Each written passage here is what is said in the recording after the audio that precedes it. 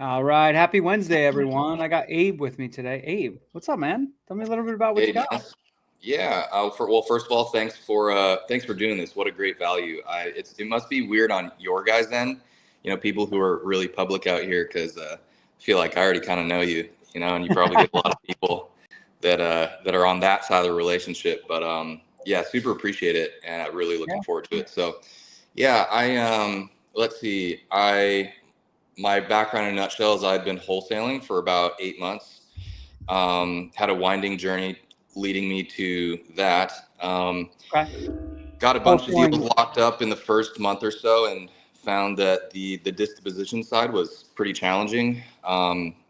Failed for a number of reasons. I think in the beginning it was just sort of buying too high.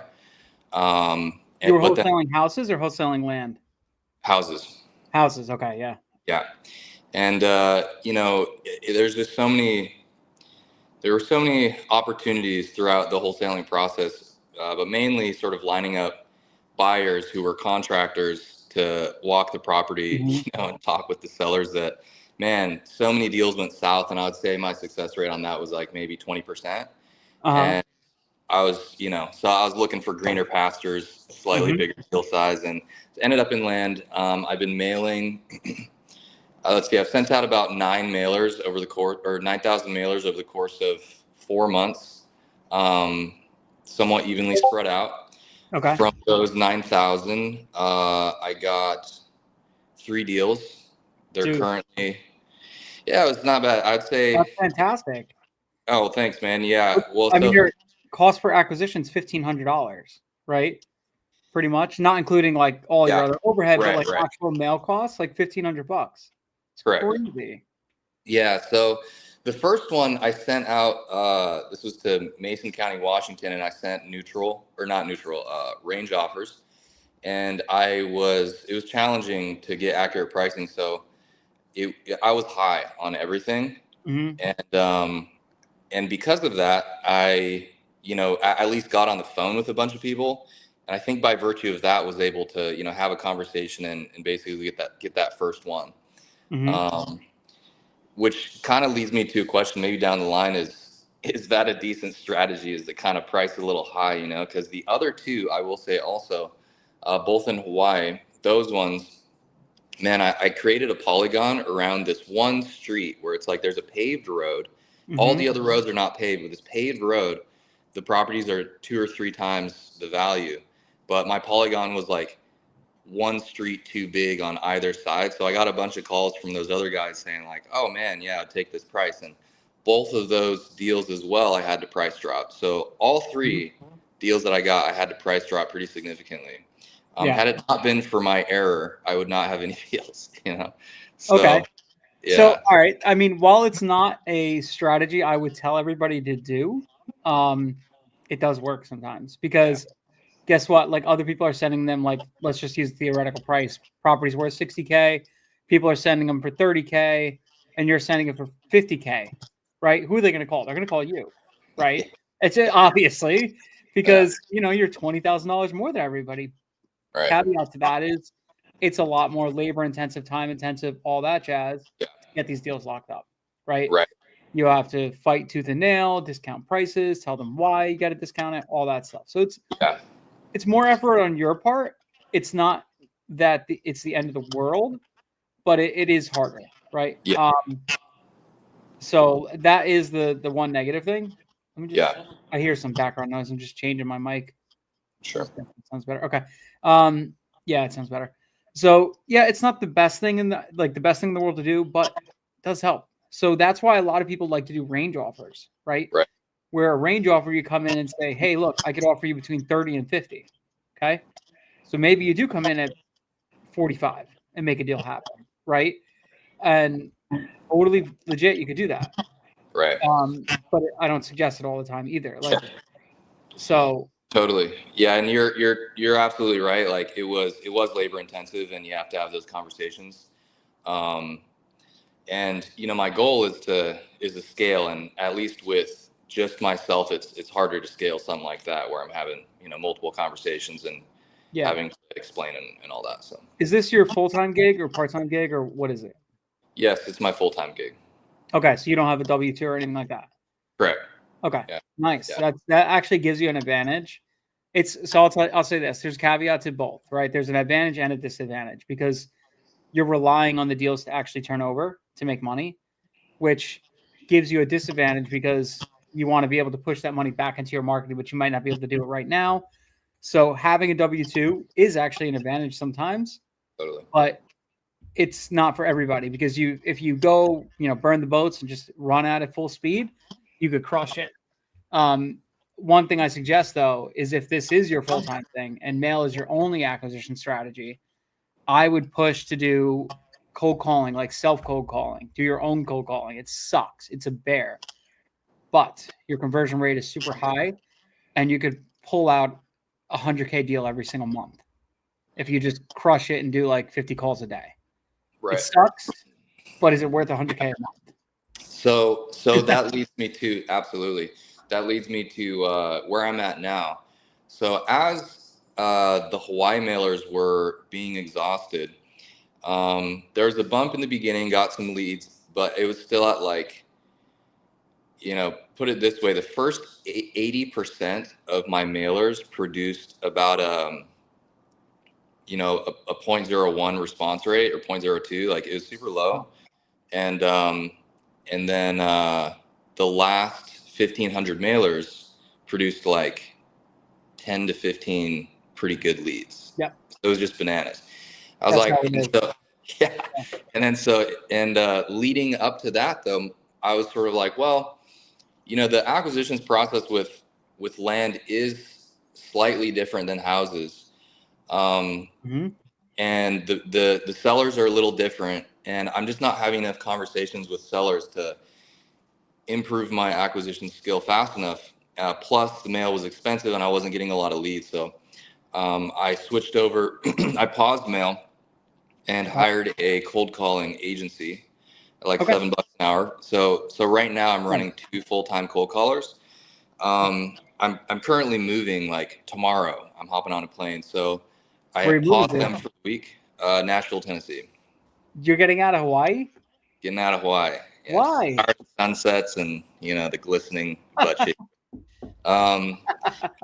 I've been here for a bit, and it's honestly a sort of unrelated, but just to be around more music. I enjoy music, Okay. so Nashville's a good Nice. spot for that. Different culture, right? So you're going to Yeah. go to back to Tennessee. There's a ton of culture there. Yeah, Different yeah. culture. Right. So, and honestly, a big challenge in my business is, if I get up and I hit the phones around 9 a.m., it's 3 p.m. where I'm calling. So I really only have one good sort of window to make the calls. And so I'm looking forward to being, in Central or East Coast time to be able to actually hit them in the morning and afternoon. Gotcha. So that's going to be great. I have the 2 cold callers. My goal was to just have the lead volume consistently at about 80 to 100 a month. It looks like with 2 full-time, and I don't necessarily think I don't think they're cold calling 8 hours a day. I just can't imagine anyone doing that for 40 hours a week. But one of them produced like 2/3 of the leads, so I'm firing the other one, and then bringing another second one. But long story short, I'm thinking of it's just getting me a lot more reps. The leads are way colder. Yes. I'd say 3 out of 4 of them want like pie in the sky numbers, and so I'm basically trying to it's forced me to work a lot on that price objection and try and think of what to say. So that's another question I had for you is you're so good on the phone, but I want to kind of pick your brain a bit on that main objection and also any others commonly that you find. Yeah, I mean, you're gonna have a ton of people that they want high prices, right? And you got to bring them back down to earth and like ask the questions like, how'd you come up with that price? Where'd you come up with that? What caused you to come up with that price? Explain to them the process. Like a lot of times, what size land are you typically dealing with? Like, are you Well, I do a minimum like gross spread of 20K. what size is the parcel? So yeah, I would say anywhere from two acres plus. I mean, in some markets, 2 acres they fit that, but I would say on average it's probably 4 acres lowest. Okay. So exit typically on a property like that, it's rural rec. So it's somebody that's going to come in, build a homestead, hang out, have a little property for their own thing, whatever, right? That's typically what your exit is, right? So a Yeah. lot of times these properties, they have to perk, they have to do this, they have to do that. They have to be Right. buildable, right? Yeah. So oftentimes, and I'm sure you've heard me say this before, but oftentimes what I usually like to do is I talk about like, hey, look, at the end of the day, this 2-acre parcel, what's the exit? What can I do with it, right? It's not really a great hunting property. It's not a really great this property. It's not really a great rec property. It's probably just a parcel I could build on, right? So what can I do here? Well, I got to be able to build on it. Now, at the end of the day, once I build on this, what's that worth? Right? What's a house worth? Right? So houses in the area are selling for 400,000, right? And it costs me about $165 a square foot to build a house. So you kind of work backwards from there, right? And then what I do is like a seller wants like $200,000 for their property, let's just say, right? So let's say theoretical numbers.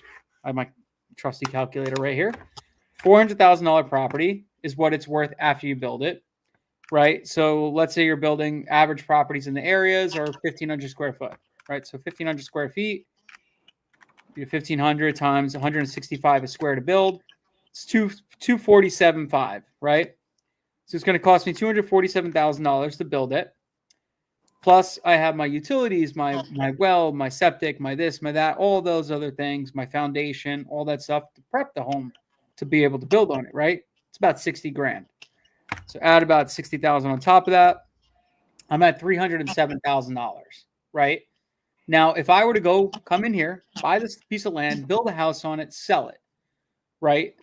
And be able to make a couple bucks for all my efforts and everything like that, I need to buy my property, my land for $50,000 so that after I do everything, I make $40,000 or $50,000, right? And that's not including realtor fees, holding costs, money, all that stuff. So at the end of the day, I'm probably walking away with $10,000 or $12,000, right? If I build this house. Obviously, this is not what you're going to do, right? You're going to buy it, sell the land, right? This is just painting a picture, right? I do this because I want to paint a picture for the seller to understand my thought process on where I'm coming up with my valuation for land and what I plan to do with it so that they could get on my side, right? So you're bringing them from, the sky, whatever. They think that they could get all this crazy money for their property because Intel is building a chip factory 97 hours away from them. So their property's worth $1 billion now. You're bringing them back down to earth and showing like, look, at the end of the day, real estate is local.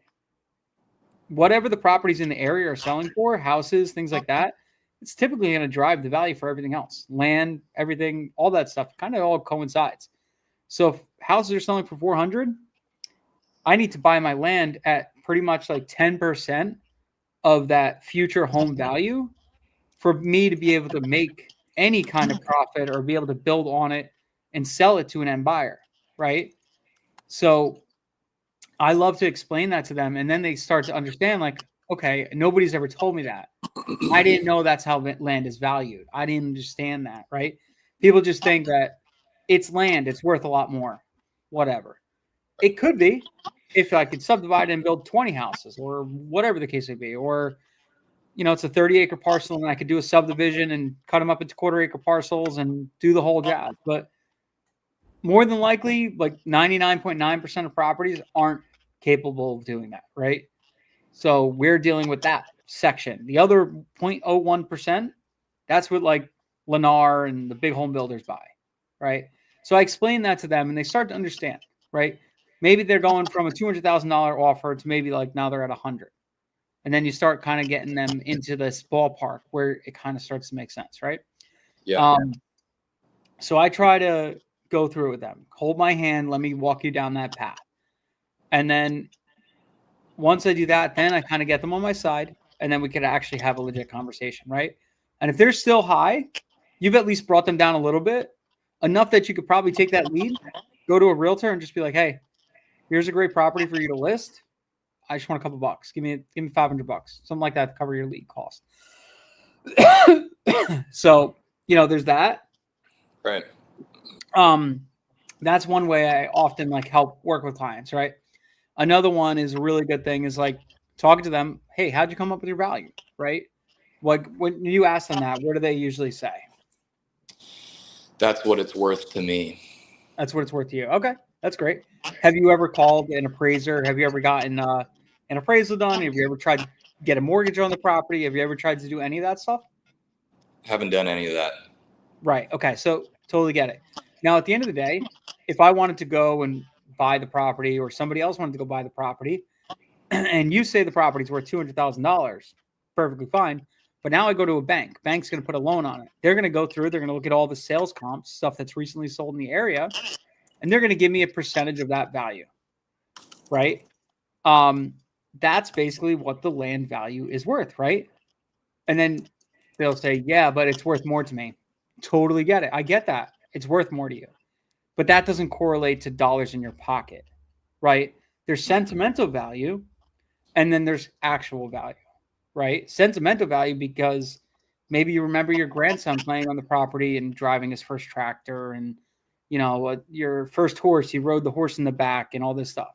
And if that's the case, then you're not ready to sell the property, and that's okay. I don't want to waste your time. I don't want you to waste my time either, right? Because if it's not ready, you're not ready to sell it. We shouldn't be having this conversation. I'm just trying to understand why you said yes to selling, right? Kind of bring them, same thing, bring them back down to earth, go down that path, right? Totally. There's going to be tons of people you're going to deal with this constantly where everybody's like, I want more, I want more, I want more. Sure. Have you tried listing it? 90% of them are like, no. Okay, why not? And just leave it in their park. Let them see what they say. And right. most of them will be like, well, I called the realtor and they said it was only worth this, and that's not what I want for it. Okay, well, why don't you do this? I think if you want that number, perfectly fine. You could list it for that number, see if somebody comes in, or you could sit on it for another 15, 20 years and see if it goes up to that value. And then they'll just be like, oh, okay. Like they kind of get a little like whatever. So you got to call them on their bullshit, basically. That's the best way to really get at them for pricing. Call them on their bullshit. And you know what? I'd probably say more than 80% are never going to budge. But you might get that 20% that will. Absolutely. Yeah, that's what I'm finding. And I do I basically say in other words, I need to come in at a margin because of the improvements that I'm planning to make, like, clearing, doing some grading, maybe adjusting the lines, things like this, in order to be able to do that to improve the property. Right. One thing I'll say, all right, if you're saying like things like that, come into margins, blah, blah, blah, dumb it down. Third grade English, make it super easy. Because people automatically say no when there's words and things like that they don't understand or don't want to ask you why they don't understand it, right? They automatically start thinking this guy's smarter than me. I'm going to shut up. I'm going to just say no, right? So saying things like that are going to deter people. Dumb it down. But the average third grade English is where the most in rural counties, most people are like educated up to a third grade English reading level, right? So if you're a 6-year-old or 7-year-old can read it and understand it, or probably 8 or 9-year-old typically can read and understand it, then that's pretty much what you want to express on your letter. You want to express in your conversation, all that stuff. You want to have very simple conversations. So saying stuff like that might you got to dumb it down a little bit, very simply. Yeah. So, but yeah, go ahead, continue. Sorry. No, absolutely. I find that's about the ratio, about 20%. When I do come back and explain a bit, they soften and will kind of give a more realistic number. It's just like a lot of volume, especially with the cold calling. I just find that they're not that motivated. They're like, yeah, I'll take a price, but not looking to sell. One guy was like, oh, that price actually sounds really good, but not selling. That's like, all right. Typically like a 9-month horizon before they turn around to being a lead.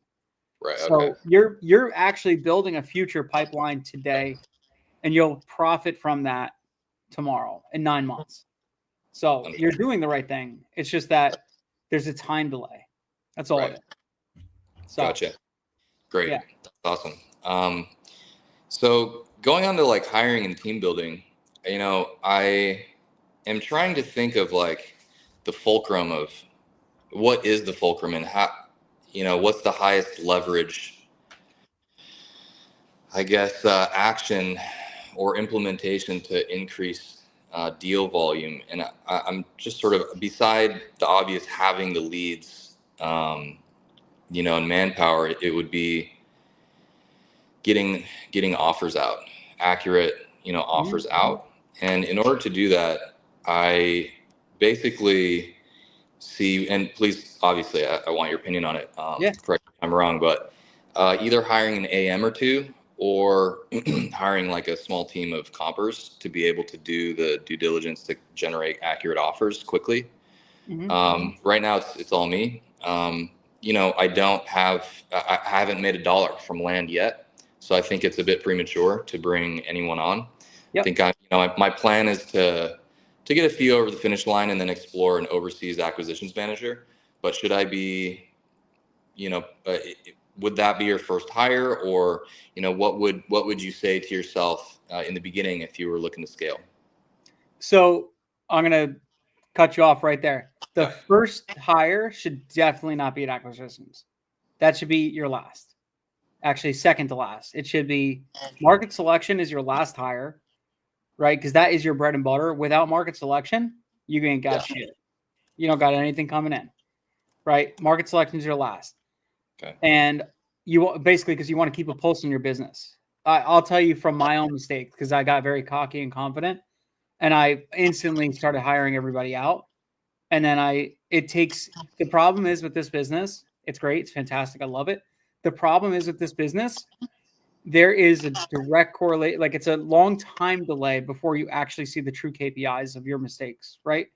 So I hired out everybody. I hired market selection, I hired pricing, I hired acquisitions, I hired everything out. Boom.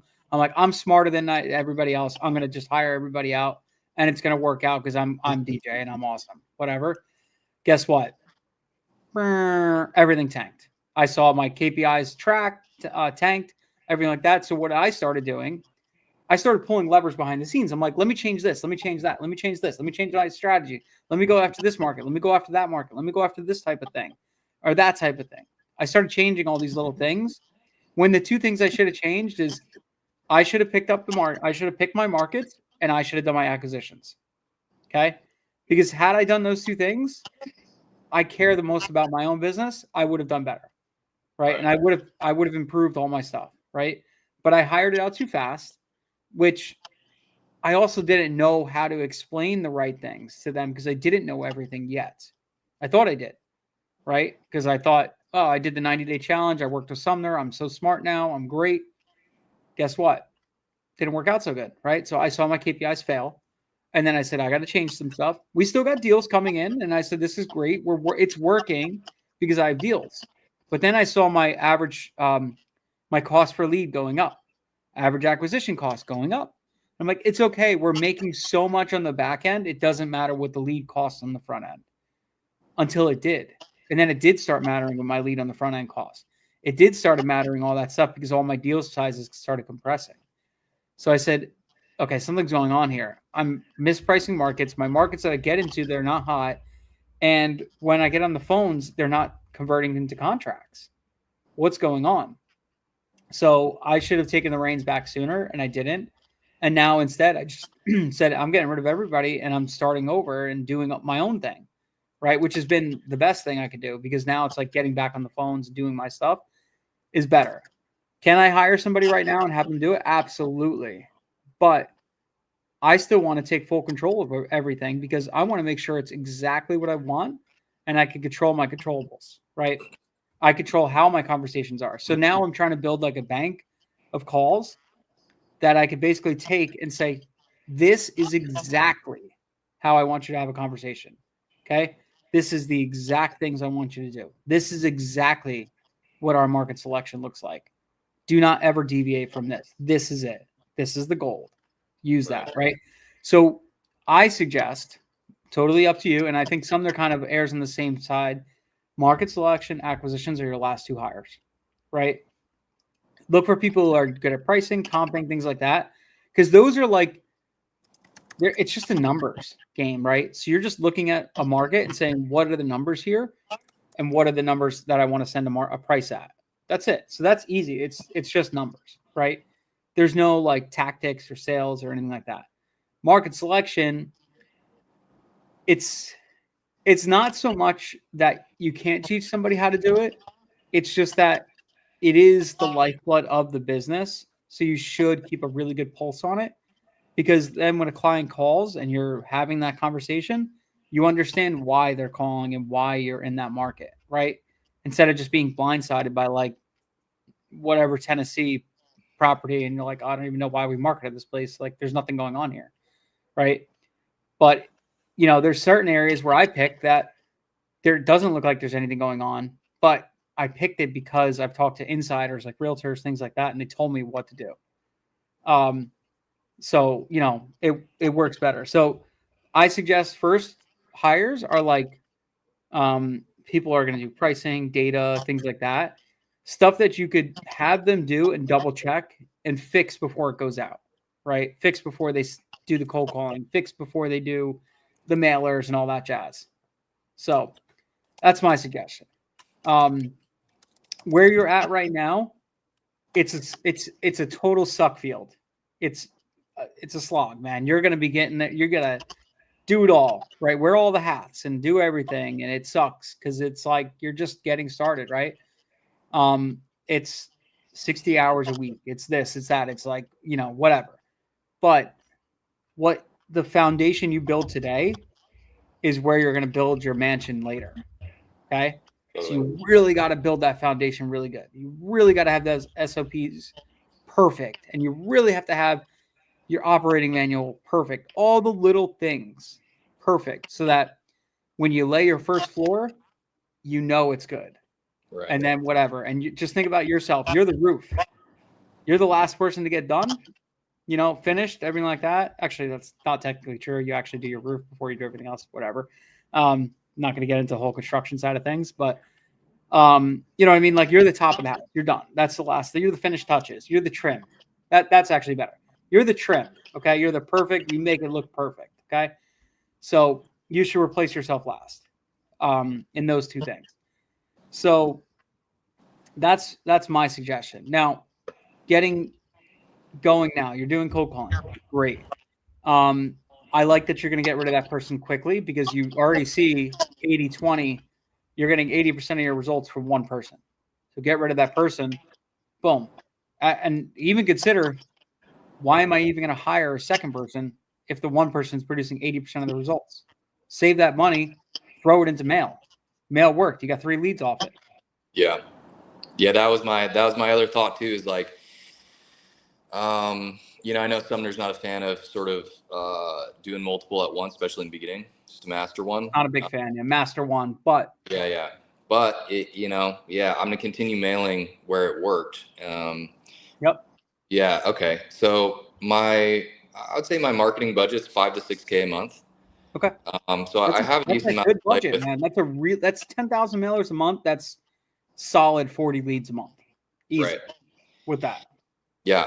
Okay. And my cold calling is cheap, which is nice. I'm like, I can run that, for a lot longer, and it's just a little less nerve wracking. So, I mean, that's only costing me around $2,000, less than, I would say, actually, if it's just one full time for a month, it would be half of that, or not quite, a little more than half. So like 12, 1,250, something like that.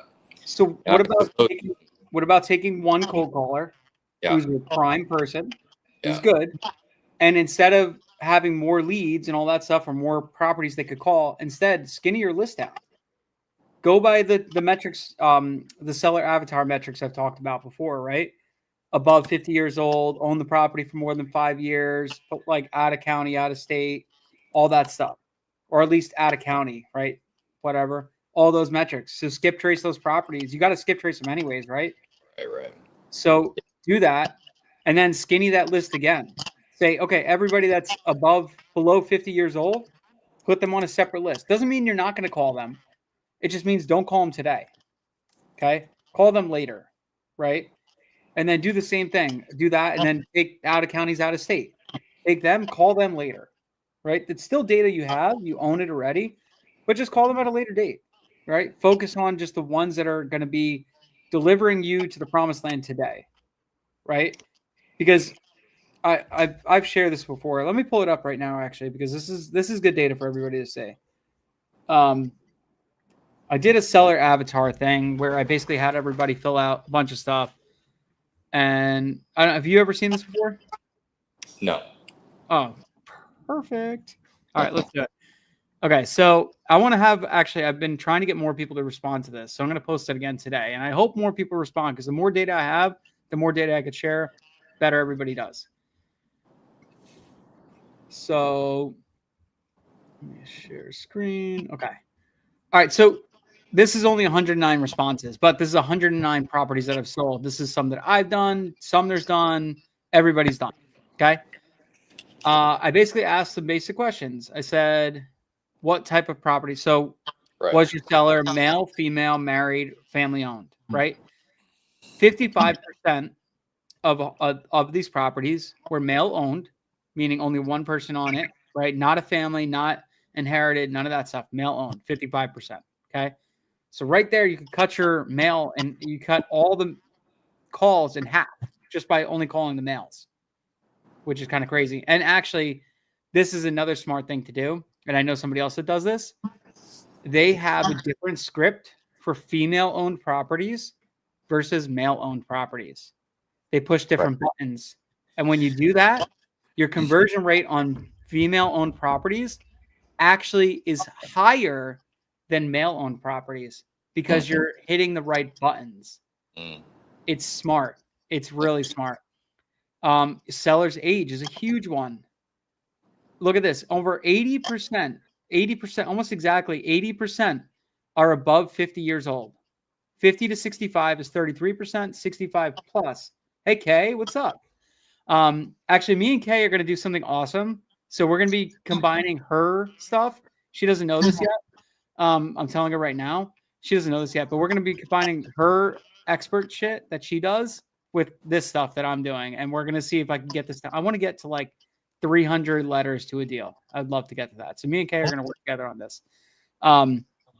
So seller's age above 55, boom, push that lever. Guess what? You're probably going to wipe out more than 50% of your list right there just by doing that lever. Okay. So now what one cold caller is having more targeted conversations. Okay. Right.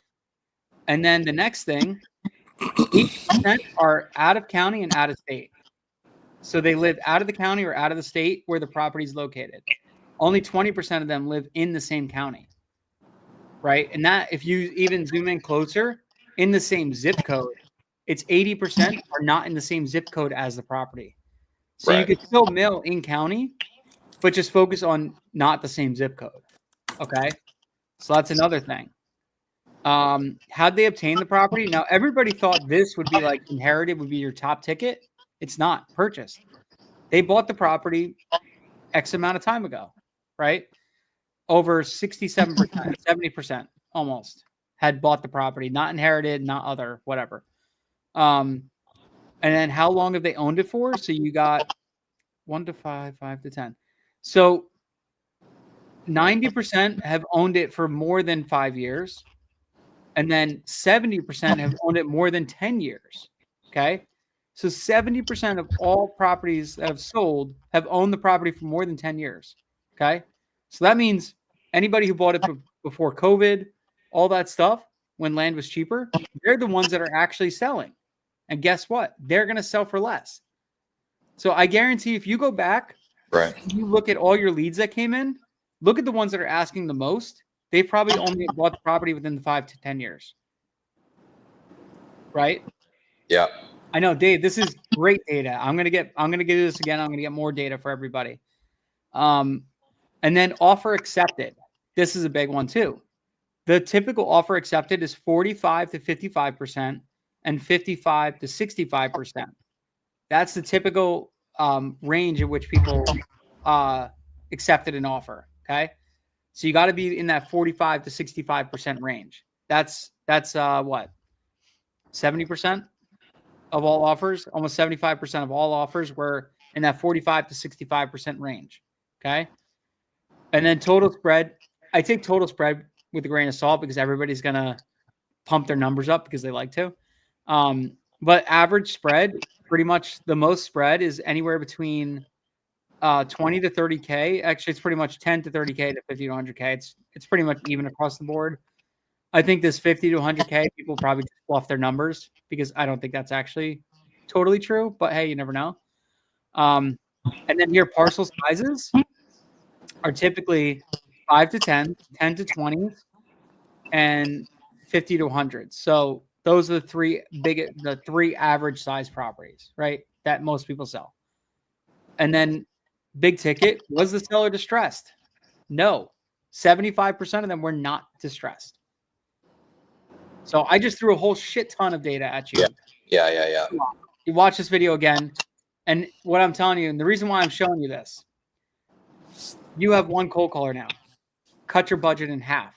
You have two cold callers. Cut it in half. Now you have one. Now you have more money for mail, right? So what does that do? Now you can take this data, take your list. First, you're scrubbing it already. You're probably removing, 60% of the list. So now you're left with 40% of that data. Now take that data again, skinny it up again. And guess what? Now you're going to take all these metrics that I just added, and the targeted people that you're going to hit are going to be more likely to sell, which means your response rates are going to go up. You're going to have easier time negotiating. You're going to have a better conversion rate, right? All this stuff, which is going to make it easier on you as a single operator. Right. Because you're going to have less calls, but the calls are going to produce more results. Sure. Absolutely. Right? For scrubbing out male, female, that's just manual. You're going looking at the names. You could do that. I think that's the last lever to pull. Okay. I think that the first thing I would do is age, and how long they've owned it, and out of county, out of state. Right. Those are the three main levers I'd pull first. Yeah. The only reason why I said the male female thing, if you're going to change your scripting or change your letter specifically for males and females, that's when it makes sense, right? Sure. Because I'm sure if you took your letter and say, hey, throw it into chat and be like, hey, target this for a female owner, it would change everything completely. It'd be more sympathetic. It would, kind of push people better, kind of get with them a little bit better, right? Like Kay has great success with women-owned properties because she's like, I'm a woman-owned business, right? That's why she has great success with that. She has great success all over the board, but she does have a good particular success with that, right? Yeah. And there's a reason why. Why? Totally. Tailor. Yeah. Hey, Kay, thanks for all the help. Yeah. She's amazing. Met, in Arizona, and she's just so helpful. So I'm eternally grateful. I drew a lot of inspiration from her letter that she shared early on. And I've had multiple, in particular females, say, hey, we received a lot of letters, but we just really liked it. Like one of the deals right now was a gal who said that exact thing. And was like, I've seen multiple, but my sister and I just liked your letter. So thank you, Kay. It has that touch, It's got that touch. It's got a female touch to it. So you have to these little things matter, right? It's not always price. That's the reason why people call you. Right. They call you because they like the letter, or they like their logo, or they like your whatever the case may be, right? They like how it's a family-owned business, or it's how personal you are, whatever the metric is. But what's really cool is if you could start figuring that stuff out and tailoring lists to stuff, your response rate's going to go up. Now, why doesn't everybody do this, right? Because it's more intensive. It takes more time, right? It's not that it costs more money. It actually saves you money in the long run, right? But it's not easy. So people don't do it. Yeah. It's that simple, right? People want to do the easy thing that they could just sit on their butts, pull some mail, throw it out there, wait for them to come back. I got 20 leads. Yay, I booked one contract and I made 30 grand. Yay, I did it, right? But what if you could send out 5,000 letters, get 4 deals, and then made 100 grand in a month? Wouldn't you rather take that one? Right. It's just the better road. So I'm going to redo this again. I'm going to try to send it out to everybody again and get some fresher data.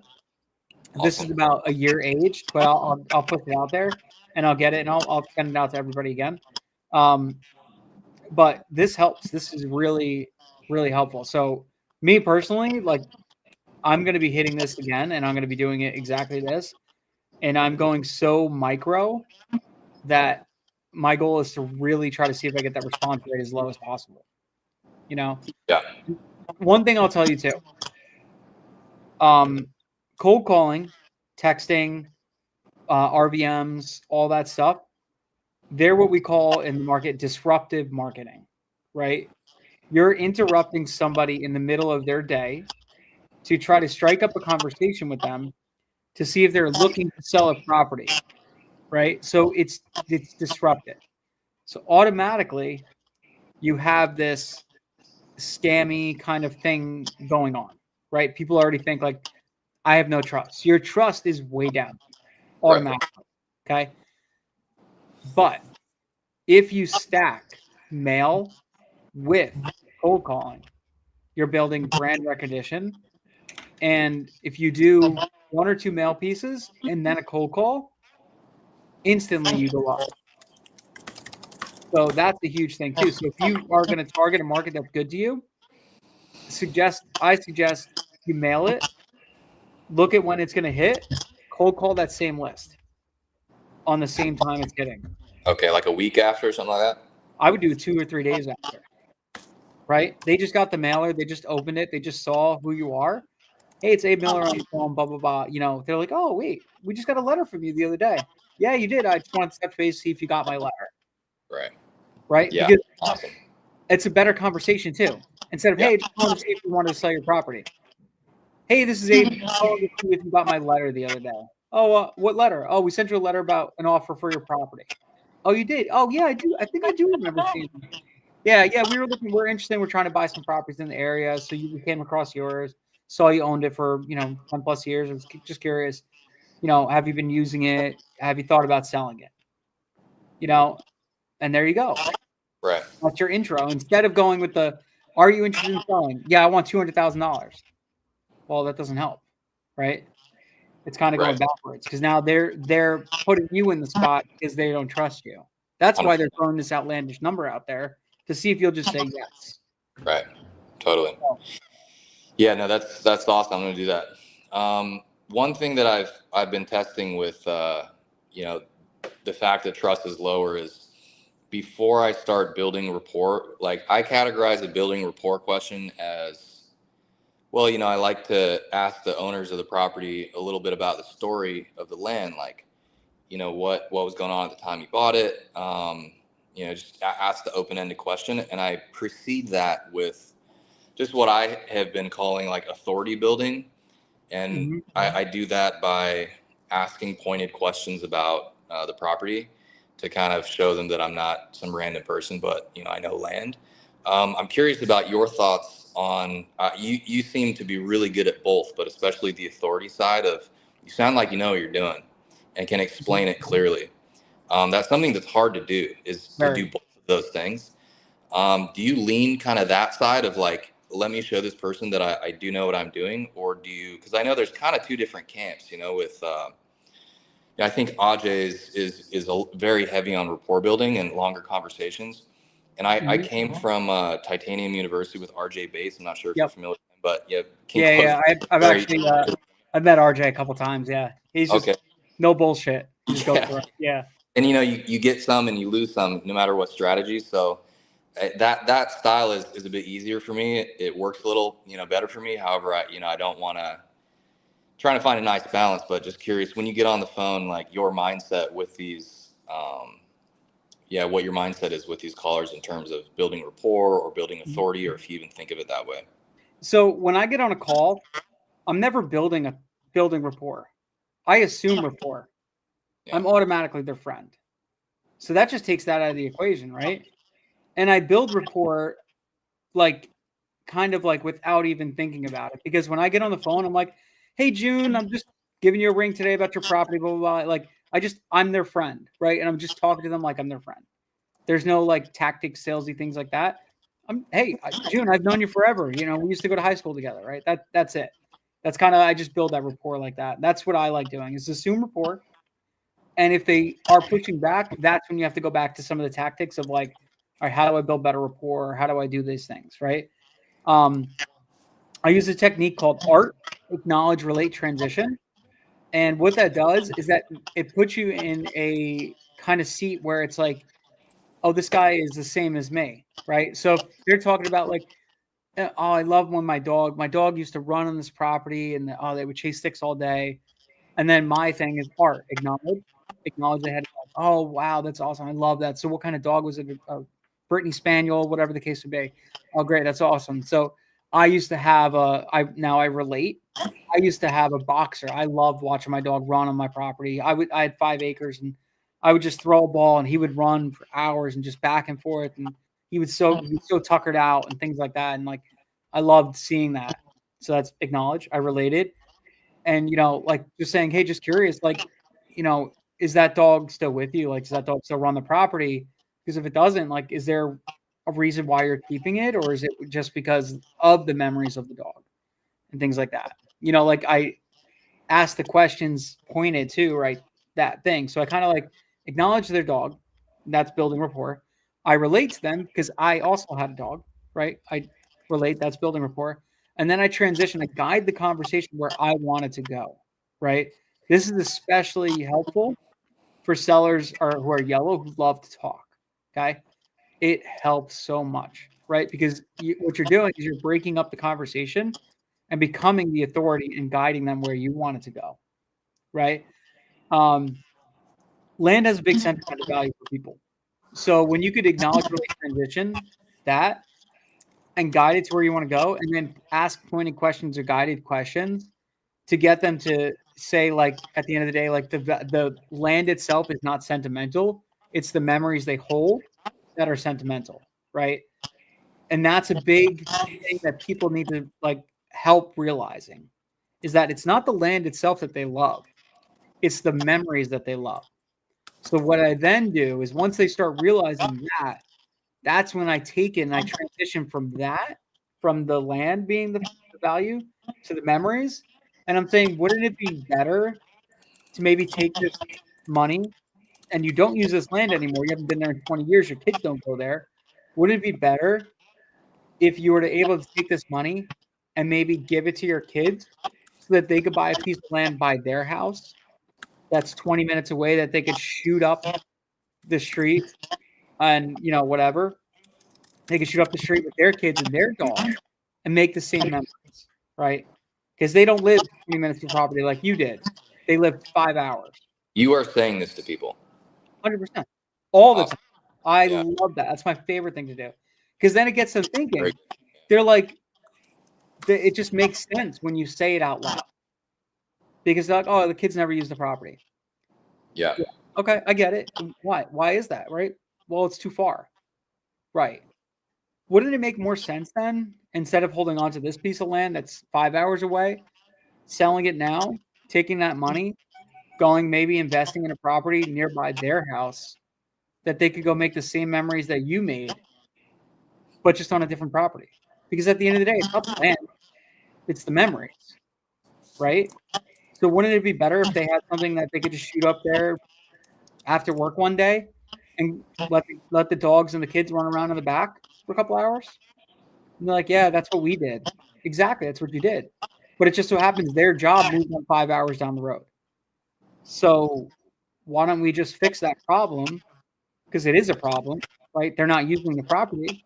Let's fix that problem. Let's make it easier for them to go there and make the same memories. And boom. Because now you're on their side. You're with them. You're like helping them realize this, Yeah, I get a little bashful. I'm not very good at doing that. I kind of assumed that it would come across salesy, so I keep it pretty to the point. But I know that I'm hurting myself in some of those conversations, not really going there. Pretend it's a friend that you're just drinking a beer with. Yeah. That's what I always automatically assume. It's like I'm sitting here with the beer and I'm just talking to this person. We're just having a conversation, right? Just so happens we're on the phone and we're different states. That's all. It's the only difference. So, gotcha. Like, imagine you're sitting on a dock at the front of the lake, smoking a cigar, just having a conversation with them, and just boom, having a conversation. That's it. That's what you're doing, right? Yeah. Can I email you my script right now? Yeah, and that's another thing. Don't have a Yeah. script. Right. So I No have script. kind of a cheat sheet outline of a few Yeah, things to that's hit. have an outline, not a Yeah. script. And I'm gonna change it a bit after this. Yeah. But I'm super curious if you wouldn't mind just taking a quick look at it. Yeah, I What can take a you look. So Okay. what I try to do is Yeah. I have key points I want to hit. Yeah. And it doesn't mean I have to hit them on every call. It just means throughout our conversation, maybe it's the next 5 or 10 calls, I have to hit these little points. So that's where art comes into play. And I know, like, hey, I hit 3 of the 5 points last time.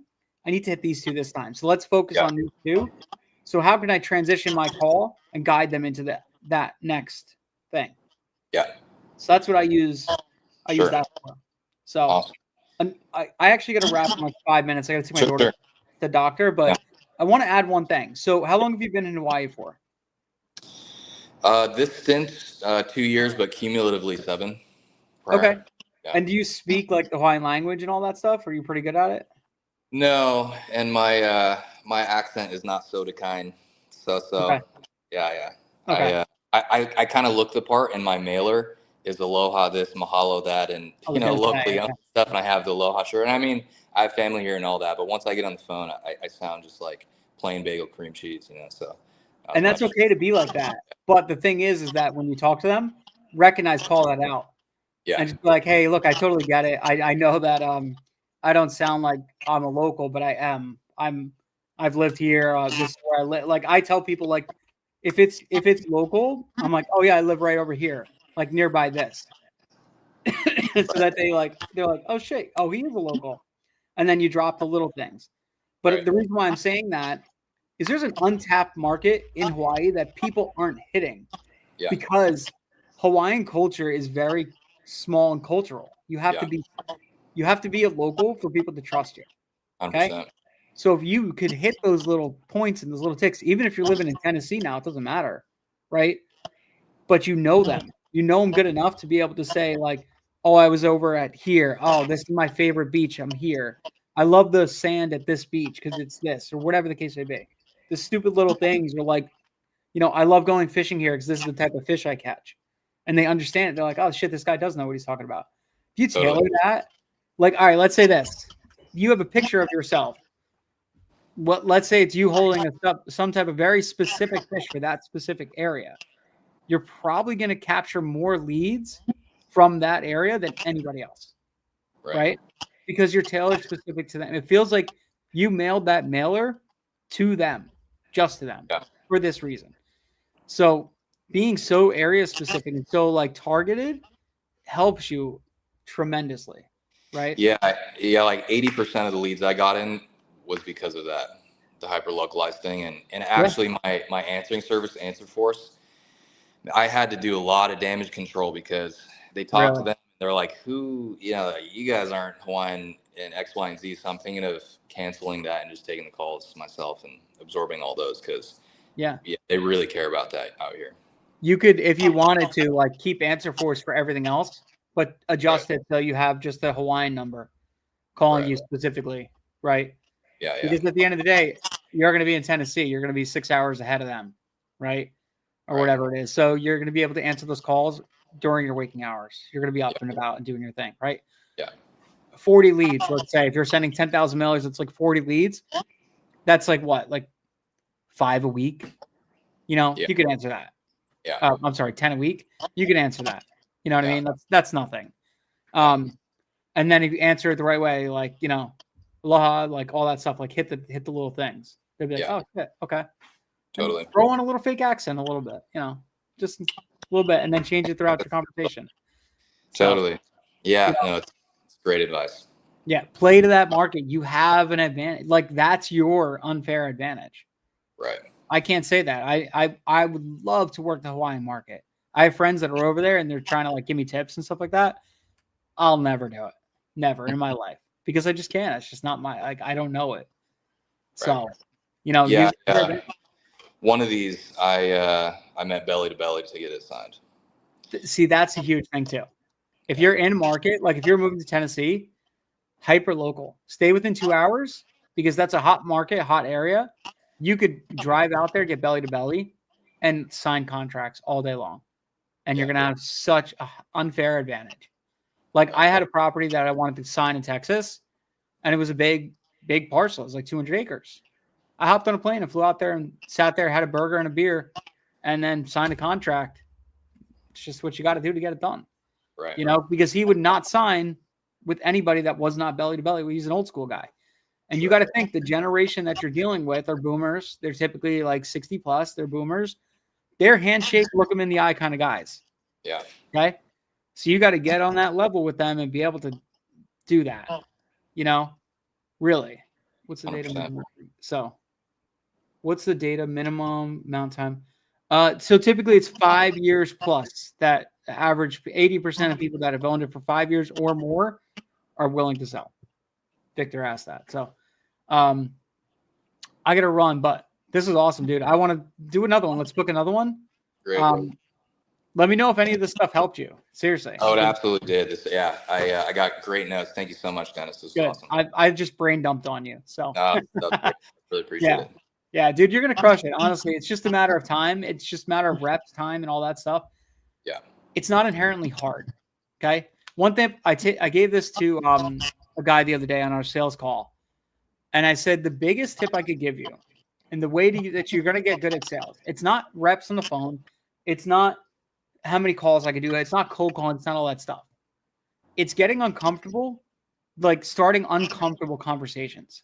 So what I love doing, and I still do this to this day, and this is the reason why I got so good at talking to people in sales. I talk to somebody, anybody that's within my wingspan. That's it. If they're within my wingspan, like I could touch them on the shoulder, I'm striking up a conversation. And I'm that annoying person that's at the grocery store talking to the person in front of me.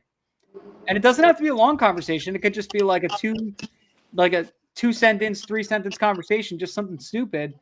Share, laugh, have a smile, whatever the case may be. Be that guy. Because then what that does is that teaches you these little things and these little tweaks that you could do to your conversations to get somebody to continue a conversation. Like I used to do it where I'd have like 1 or 2 sentence transition, like conversations. Now it gets to the point where I'm at the grocery store. I've already checked out and I'm standing there on the holding my cart. They're checked out too. Then we're at the bottom of the line. People, like 5 more people have checked out. We're in a full blown conversation now. Like we're best friends, right? Yeah. Because I've gotten so good at having these dumb little conversations that I could just make anybody my friend. Right. And it's helped me so much with sales. It's better than anything else in the world. Literally better than anything else. Just wingspan. Somebody taught me this. This is like an old school sales guy. And he taught me that. And I forget what he called it. It was like I think it was something like that, wingspan or whatever he called it. But he said, if you want to get good at sales, stop doing sales. Start having conversations. Totally. It's that simple. So yeah, absolutely. Yeah, in a previous life I did sales, but it was high volume, low ticket. Yeah. And I had no process, but eventually I got really good at it because you're having 1,000 conversations a day. So volume. Yep. Yeah, volume. Cool. Yeah. Cool, man. Thanks, man. So when you're in the airport flying to Tennessee, have like 10 conversations. Will do. Yeah. You're the man. Thanks, Dennis. Appreciate you. This is hilarious. Okay. Terror Destroyer. My boyfriend's testicle was bitten off by a camel recently. Should I marry him when he wakes up from his coma or marry his identical twin brother whose testicles are still in pretty good shape? That's a good question. I mean, you can still get it done with one nut. So, I mean, that's totally up to you, Terror Destroyer. I love trolls. It's awesome. Super fun. All right. Have a good one. All right, Dennis. Later. Thanks, bro. Thanks, bro. Talk soon. All right.